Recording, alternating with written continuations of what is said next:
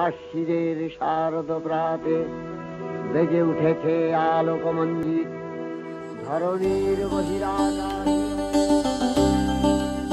বীরেন্দ্রকৃষ্ণ ভদ্রের পাড়ায় প্রথমবার থিম পুজো।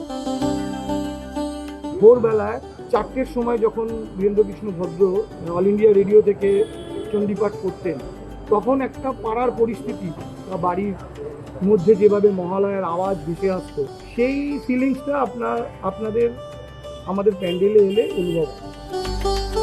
শ্যামপুকুর অঞ্চলের 30B রামধন মিত্র লেন, এই বাড়িতেই থাকতেন বীরেন্দ্রকৃষ্ণ।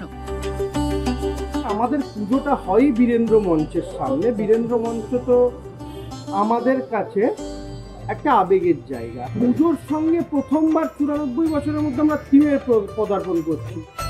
পাড়ার পুজোয় থিম এবার তাঁকে ঘিরে।